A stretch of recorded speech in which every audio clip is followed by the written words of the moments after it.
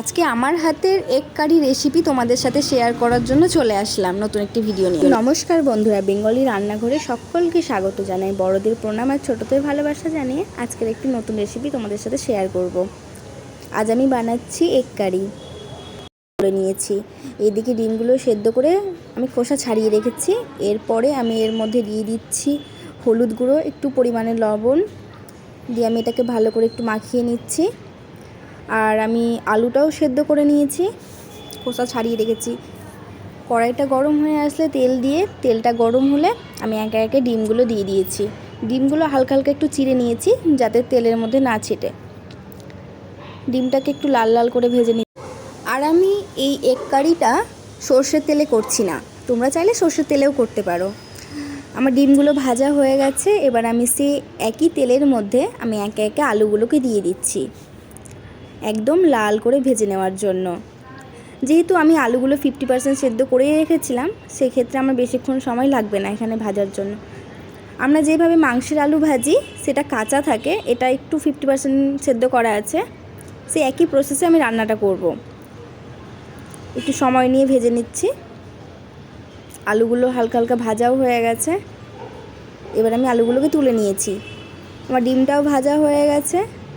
এবার একই তেলের মধ্যে আমি ফোড়নে দিয়েছি তেজপাতা, শুকনো লঙ্কা, একটু দারচিনি আর গোটা জিরে। সেইগুলোকে আমি তেলের মধ্যে দিয়ে দিলাম। এটাকে একটু নাড়াচাড়া করে এবার কেটে রাখা পেঁয়াজগুলো দিয়ে দিচ্ছি। পেঁয়াজটা যে যেমনভাবে কাটতে পারো, আমি একটু কুচিয়ে কেটেছি। এবার পেঁয়াজগুলোকে আমি লাল লাল করে একটু ভেজে নেব। একটু সময় ধরেই এই পেঁয়াজটাকে ভাজতে হবে। এরপর আমি পেঁয়াজটা ভাজা হয়ে গেলে আমি সেই বেটে রাখা মশলাগুলো দিয়ে দিচ্ছি। মশলাতে যেমন থাকে আদা, রসুন, শুকনো লঙ্কা, পেঁয়াজ, টমেটো এইসব আর গোটা জিরে, এইসব দিয়ে আমি পেস্ট করেছিলাম। সেই মশলাটা একটু ভাজা ভাজা করছি। এর মধ্যে আমি এখানে টমেটো কেটে রেখেছি, একটু ধনেপাতা কুচিয়ে রেখেছি, সেগুলো যাবে একে একে। অন্য সময় ডিমের ঝোল করি, আজকে একটু কারি টাইপের করছি। এই এগ কারিটা তোমরা রুটি, পরোটা, লুচি এইসবের সাথেই খেতে পারো, বেশ ভালো লাগে। আমিও তাই পরোটাই করব এর সাথে। এবার আমি মশলাটা হালকা ভাজা হয়ে গেছে। এরপর আমি এর মধ্যে দিয়ে দিচ্ছি পরিমাণ মতো হলুদ, পরিমাণ মতো লবণ দিয়ে ভালো করে একটু নাড়াচাড়া করব।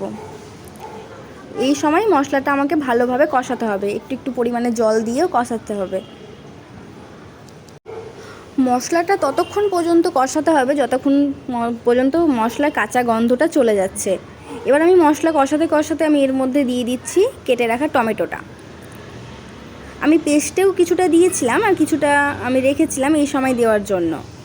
আমি এটা দিয়ে এবার কিছুক্ষণ নাড়াচাড়া করছি। একটু হালকা পরিমাণে জল দিয়েও আমি কষাচ্ছি।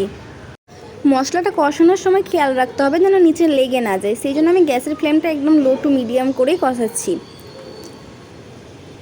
আমি মশলা করার সময় শুকনো লঙ্কা দিয়েছিলাম, তাই জন্য আমি এখানে আর কোনো শুকনো লঙ্কার গুঁড়ো ইউজ করছি না। এবার আমি এইগুলো মশলাকে ভালোভাবে কষিয়ে পরিমাণ মতো জল দিয়ে দিয়েছি, যেটুকুটা জল আমার লাগবে কারির জন্য। এবার জল থেকে হালকা তেল ছেড়ে গেছে।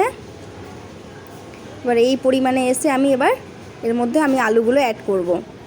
দেখো মশলাটা কি সুন্দর কষানো হয়ে গেছে আমার। কালারটাও খুব সুন্দর লাগছে দেখতে।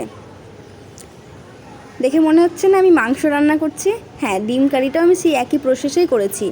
এবার আলুগুলো এর মধ্যে আমি দিয়ে দিলাম একে একে। এবার আলুগুলো দিয়ে কিছুক্ষণ একটু নাড়াচাড়া করব, ভালোভাবে নেড়ে নিচ্ছি। এবার আমি সেই একই মশলার মধ্যে ডিমগুলো দিয়ে দিচ্ছি। ডিমগুলো দিয়ে ভালোভাবে নাড়াচাড়া করে নিচ্ছি। আর এই কষানোর সময় আমার বরমশাই একটু ভাত খাবে বলল এই কষা দিয়ে, তাই জন্য ওকেও দিয়ে দিলাম। এই এগ কারি দিয়ে গরম গরম এগ কারির সাথে ভাতও ভালো লাগে। আমি এটা পরোটার সাথে খাওয়ার জন্যই করেছি। এবার আমি এর মধ্যে ওপর থেকে একটু ধনেপাতা ছিটিয়ে দিলাম। নামানোর আগে একটু গরম মশলা দিয়ে দিলাম।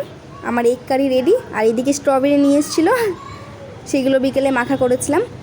আর আমার রান্না রেডি।